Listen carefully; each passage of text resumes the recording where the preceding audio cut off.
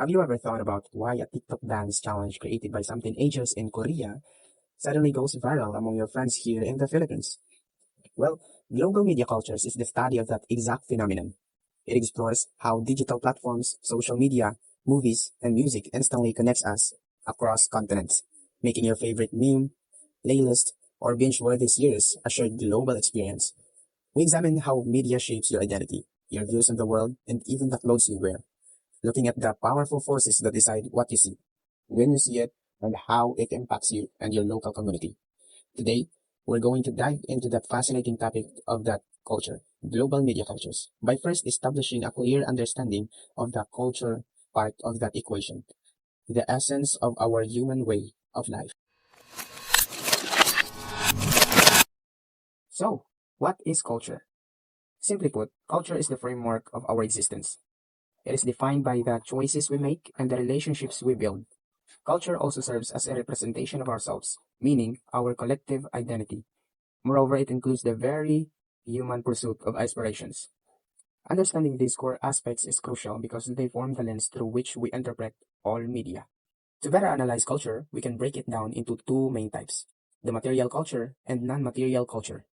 So let's talk about these two. The material culture. Material culture encompasses the tangible objects and physical creations a society produces and uses. We can think of it as the stuff or the things like clothes, infrastructures, and all created things. In contrast, on the other hand, non-material culture consists of the intangible ideas, values, beliefs, and practices that truly shape a society. These are the abstract concepts such as our beliefs, traditions, and practices. Yet, in spite of their distinction, both of these elements work together to create a complete cultural landscape. Now the question is, how do we express and share this culture? It is articulated primarily through two systems, symbols and language. First, the symbols and illustrations. Cultures are articulated through these elements that convey shared meanings. With this in mind, a simple image can carry immense cultural weight. A simple example of an image that conveys shared meanings and carried immense cultural weight is a national flag. A flag is just a piece of cloth, but it instantly represents a country's history, values, and collective identity of its people. For example, the Star Spangled Banner, or the US flag, symbolizes freedom, strength, and courage to Americans. So, yes, a single symbol, like a national flag, can carry many layers of message or cultural weight. Second, and the most importantly, we have the language system. Language is a system of symbols that enables members of society to communicate with one another. It is the very engine of cultural transmission. A simple example of the language system as the engine of cultural transmission in the Philippines, here in our land, is the use of the word po and opo. These are not just simple words. They are linguistic symbols that communicate and enforce a core Filipino value, the respect for elders and the authority. Moving deeper into non-material culture, we find the three core components that guides behavior. First, the value. Values are what a culture deems good, desirable, and important. Values provide the moral and ethical compass. Second, beliefs. Beliefs are simply what a culture deems true. Our values often stem from our beliefs, and our beliefs is the foundation of our values. And thirdly, the practices. These govern how things are done. So if we have values and beliefs, practices are the manifestation of these two components. Finally, we arrive at norms, which are the foundation of societal expectations. And norms can be defined in three ways. First, norms are expectations, or the anticipated ways of acting. Second, they are rules, which refer to the shared guidelines for behavior. And roles, which means the expected conduct for positions within society. These norms have a significant impact on societal membership. They governs individual integration and a sense of belonging, encourage collective identity and group cohesion, and ultimately define boundaries of acceptance and defiance. Understanding these core principles of culture, from the material objects to the intangible norms, is the essential first step to analyzing the vast influence of global media. So now, let's continue the discussion by considering us, the humans, as the carrier of cultures, and which will be discussed by Miss Jocelyn Rama. So now, let us continue. We humans are carriers of cultures. We learn culture from our home and our communities through direct instruction from our parents, through observation and participation in community affairs, or what we call cultural socialization. When we say cultural socialization, it's the process by which children and youth learn and internalize that values, beliefs, histories, and traditions of their culture, leading to a strong sense of identity, pride, and belonging within their ethnic or cultural group. Later on, we go out and interact with people from other groups. We experience a different culture or what we call cultural exchange. When we say cultural exchange, is the reciprocal sharing of ideas, customs, values, and experiences between people of different backgrounds to foster mutual understanding, appreciation, and cooperation. One tendency is for us to interpret the other culture using our own frame of mind and negotiate which aspect of this culture align with ours.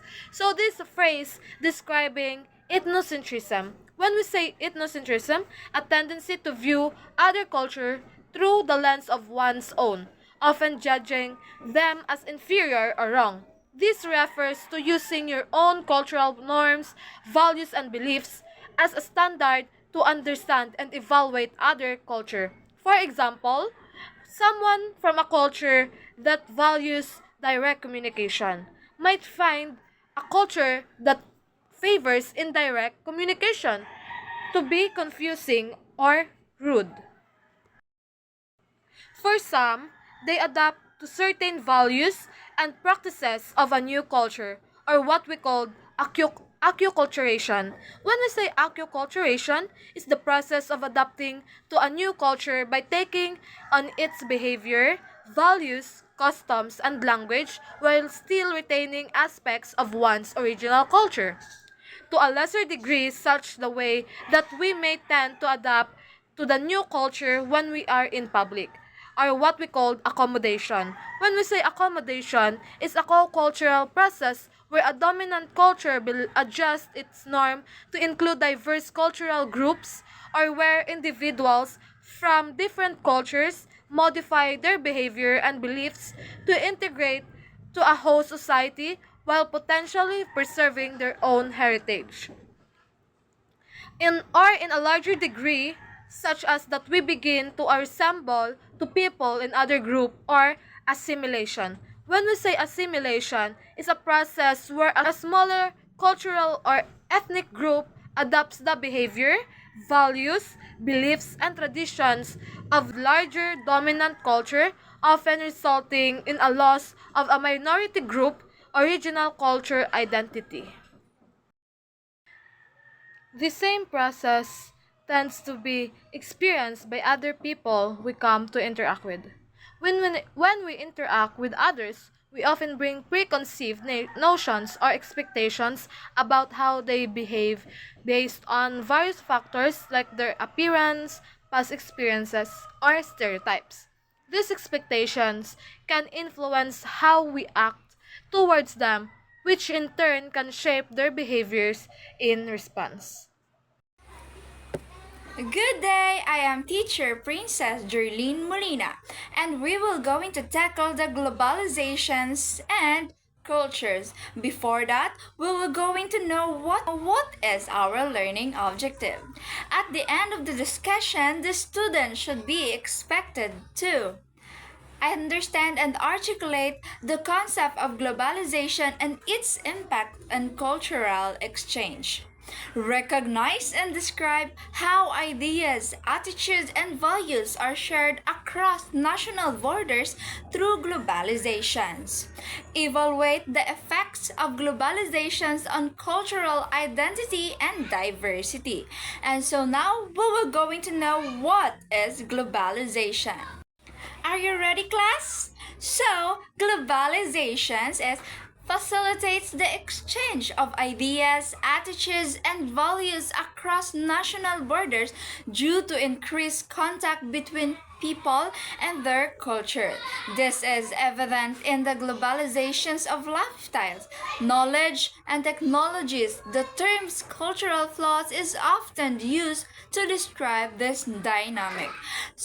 Okay, if we say globalizations, it is refers to increasing interconnectedness of the world. Economies, societies, and cultures is driven the advance in technology, trade, and investment, allowing for free flows of goods, services, and ideas across borders. If we say globalizations, which is the nations by nations where interconnectedness and helping each others and also respecting each other. Did you get at what is globalization? So now we will going to proceed the global cultural flaws. What is global cultural flaws? It is can be viewed in different ways. One perspective is that cultures are inherently unique and not significantly affected by external input or cultural differentialism. This view suggests that barriers shield cultures from being penetrated by external inputs such as religious convictions and ideologies shared by members on a particular society. So, the one examples of this global cultural flaws is Japan. Japan has unique cultural identity. Japan is often cited as an example of cultural differentialism due to its ability to maintain its distinct cultural practices, traditions, and value despite of globalization and external influences. Japan has elements adapting them to fit its own culture's context, thereby preserving its unique identity. This perspective suggests that one culture can resist or adapt to external influence, maintaining their distinctiveness. So, you know what is global cultural flaws? So now we can proceed to the cultural differentialism. What is cultural differentialism? Some cultures stay unique and resist outside influence. Traditions remain strong despite of globalization. Example, Filipino families continue to practice mano po to show respect for elders. So did you know what is cultural differentialism already? Yes. Okay. We proceed to now to cultural hybridization. A mixing of global and local cultures from new creative tradition. Example, Jollibee sweet style spaghetti, a blend of Western fast food and Filipino taste. So we have two apodized concept of scapes. The first is ethnoscape and the second is mediascape. So first we will going to know what is ethnoscape. Ethnoscape refers to the global movement of people such as migrate, tourists, and workers. Examples of OFWs, overseas Filipino workers working abroad, bringing Filipino cultures while learning from others. That was the examples of ethnoscape. Then the mediascapes involves the flow of cultures. Examples, various applications and internet sites such as YouTube, Facebook, Instagram, Twitters, and Google, which is give access to peoples and their cultures worldwide. Because so that's for all. That's for today's. So the next topic will be giving to you by my next co-teacher. Bye. Next is the technoscape. So when we say technoscape, always remember that it is the flow of technology. Or we can say that the technoscape, it is the circulation of mechanical goods and softwares. So the examples of technoscapes are the software, the latest cell phones, and same as to the computers. Okay, now I will give you a one specific example of Technoscape. So one specific example of Technoscape is the Apple iPhone, which is a product from California, but it is manufactured from the various Asian countries and it is sold globally. And then by this we can see the Technoscape, which is the flow of that technology. The other one is the Financescape. So from the word itself, finance, I know that the first thing that comes in your mind is money. So when we say Financescape, it is the movement of the money, or we can say that it is the circulation of money globally, like in the World Bank and the International Monetary Fund. Okay, so now I will also give you one example of the Financescape, wherein we can see the Financescape. So one example of this is the investor in Tokyo uses an online platform to buy and sell stock and share it in German automotive company within a matter of seconds. Next is the Eduscape. So when we say Eduscape, it is the circulation of ideas, or it is the political ideas moving across geographical boundaries. Like for example, the ideas of federalism, the ideas of communism, and the ideas of socialism. Related concept in the process of cultural convergence is what Tom Linson referred to as cultural imperialism and deterritorialization. Now, I am going to share to you the difference between the cultural imperialism and deterritorialization. So the first thing is, what is cultural imperialism?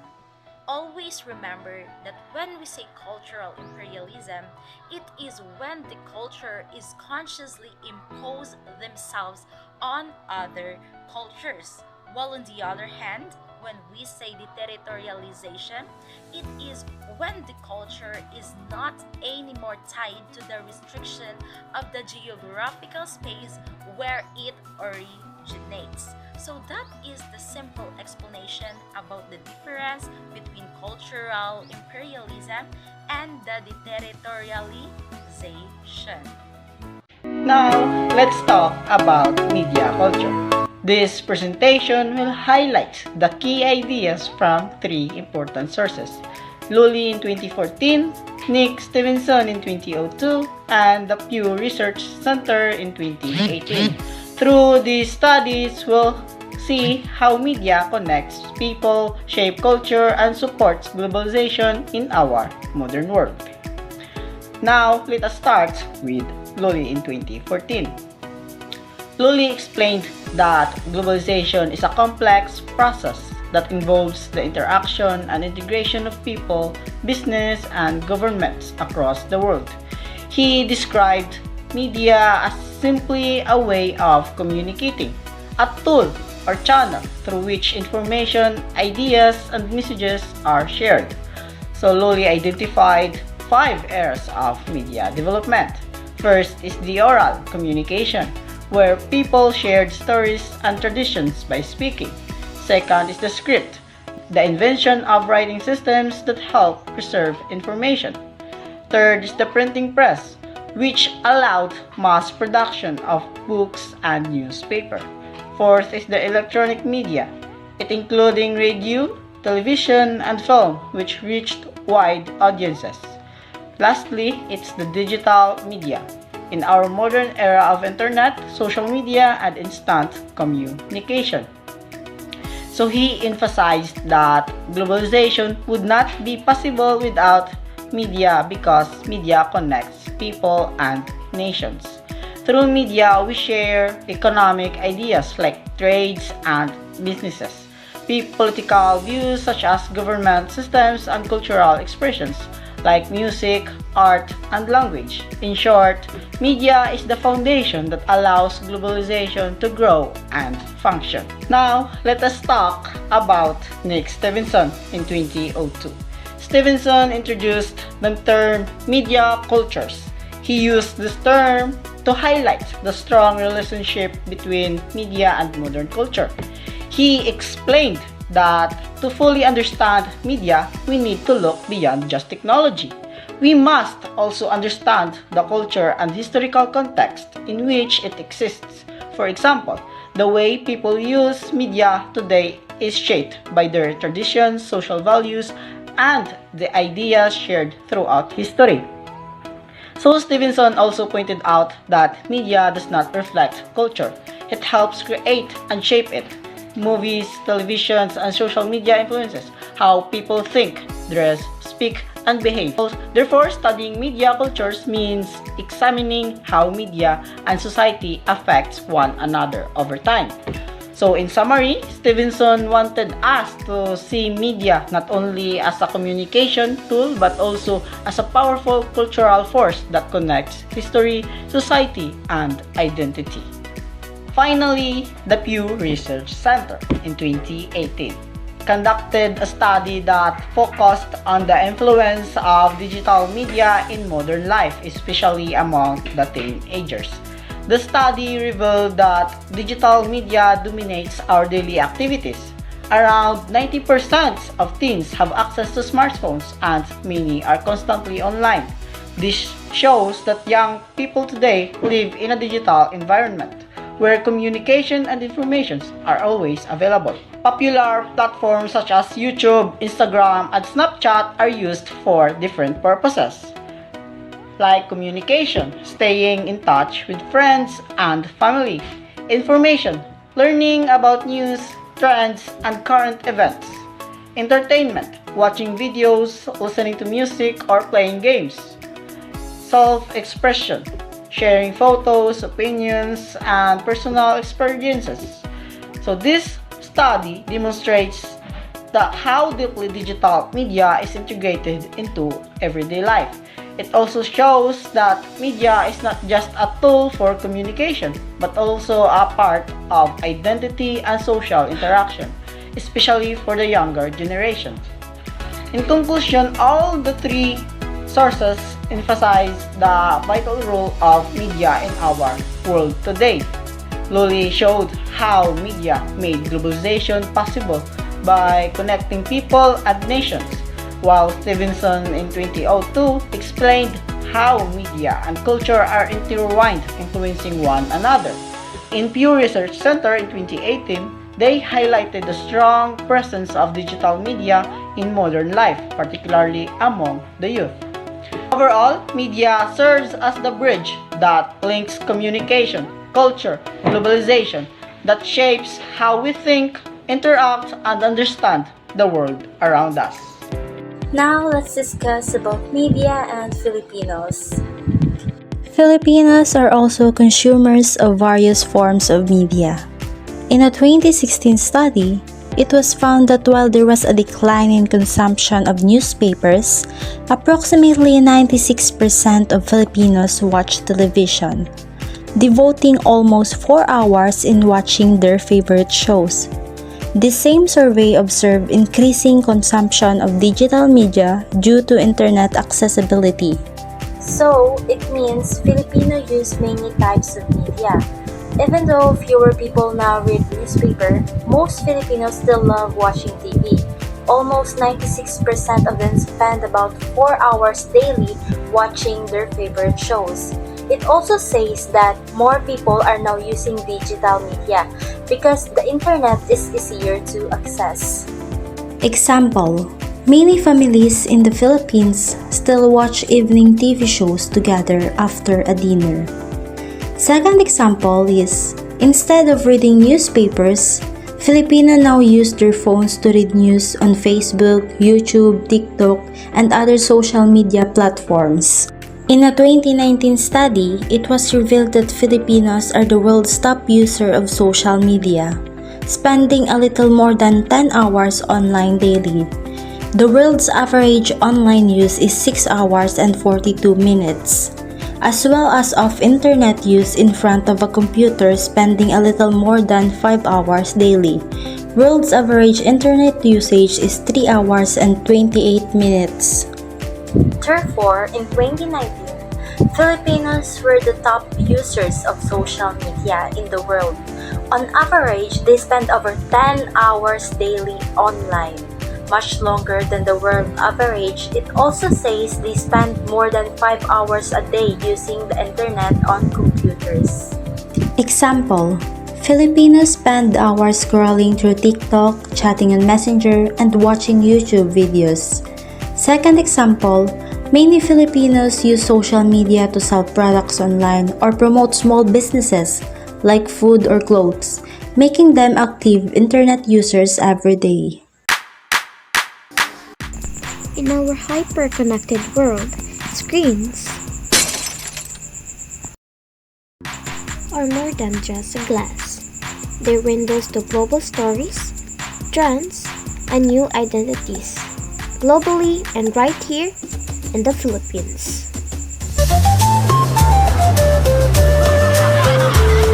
Similarly, Filipinos love to watch movies. This is despite the struggles in the Philippine movie industry, which includes economic pressures, lack of cultural policies on content quotas, prevalence of digital media, and movie piracy, and among others.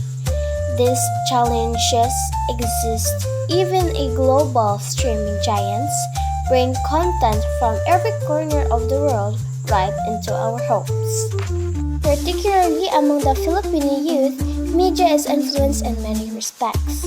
According to Lanoza in 2003, in a literature review on the meditations of Filipino culture, comprehensively presented how mass media paved way for the emergence of youth subcultures, shaping how the youth responds to rule expectation, how they consume, how they are organized and form groups, and how they take part in cultural production.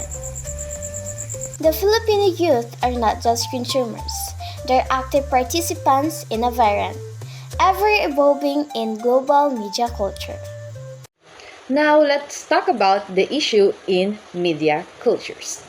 In the age of globalizations, there are few issues to address, like access, production and consumption, inclusions and participations, and cultural integrity. But we will just talk about first about access. And when we talk access, there are some questions occur, like who have access to media?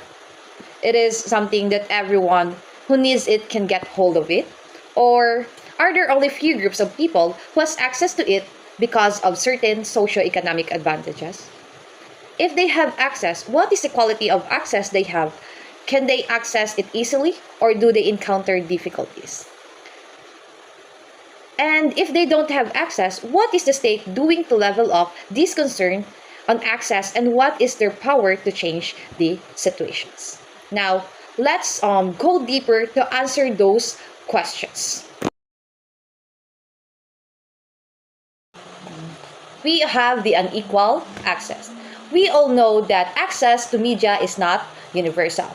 We face some factors creating disparities. Like some groups often have better access due to economic advantages, while some face barriers. These divides includes not only physical access, but also the skills and motivation to use digital technologies effectively. Next is the quality of access. So even with access, there also varies when it comes to quality. Some users may face difficulties due to poor infrastructure, limited digital literacy, or censorship, while others, of course, they will enjoy seamless, high-speed access because of the good infrastructure. Next is the state interventions. Of course, government play a role in leveling access disparities through policies that expand internet access, promote digital literacy, and provide affordable technology. However, the effectiveness of these interventions varies. Now, let's move on to the second issue, which is the production and consumptions. Of course, there is also some questions occur when we talk about production and consumption. Some of these are: what media contents are made available for consumptions? Who decides what to produce and not to produce? What cultures are being conveyed in the media content? Or who controls what to convey and how? So let's tackle it so that we can answer those questions. We have the control of content. Media content availability is determined by those who control production, raising concerns about whose cultures and voices are represented. Media ownership is often concentrated in the hands of a few powerful corporations that can shape the narratives and values conveyed. Next is the cultural representations. The cultures conveyed in media content reflect the biases and interests of those in control that can lead to the marginalizations of misrepresentations of certain cultures, reinforcing stereotypes and inequity. The last one is the identity and consumptions. According to the idea that you are what you consume, highlights the link between media consumptions and identity formation.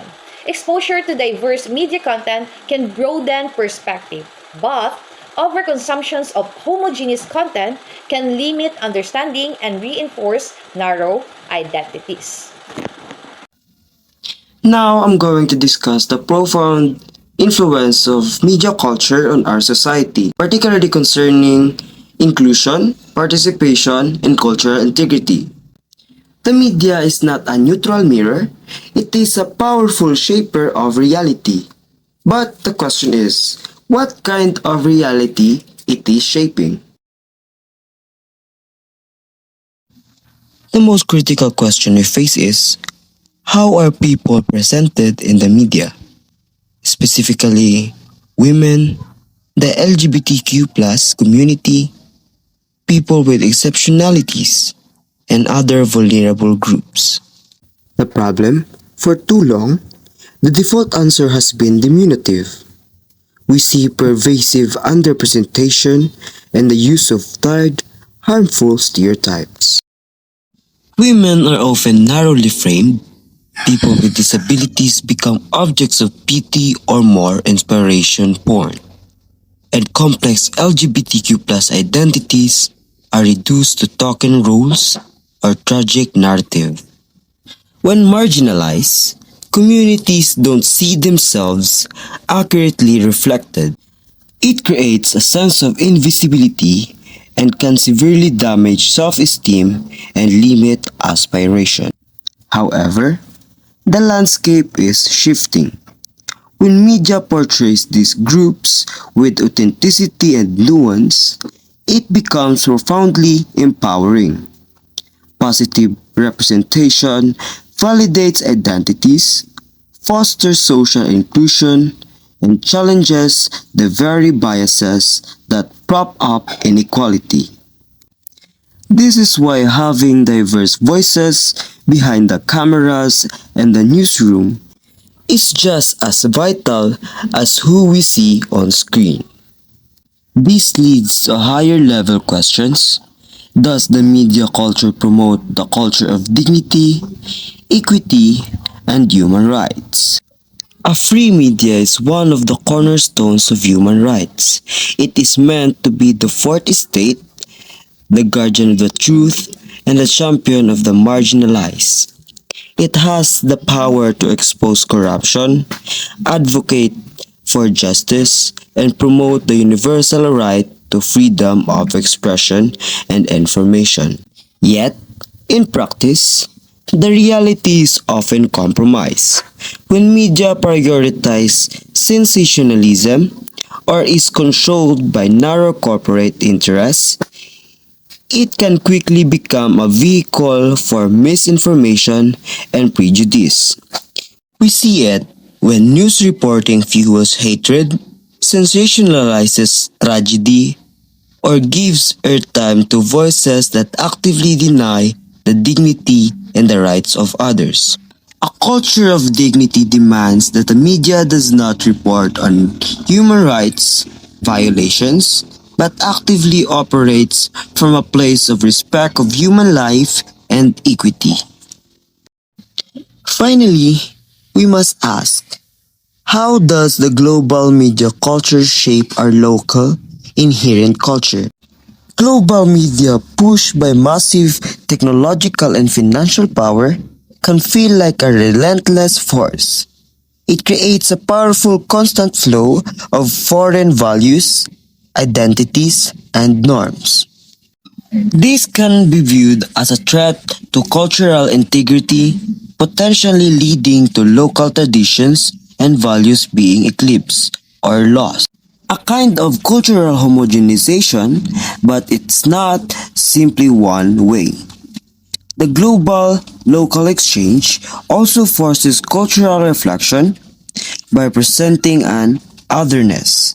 It makes us question our own norms, encouraging local cultures to evolve, innovate, and find their place in the globalized world. The media frames culture, but the local sphere is where those frames are interpreted, resisted, or integrated.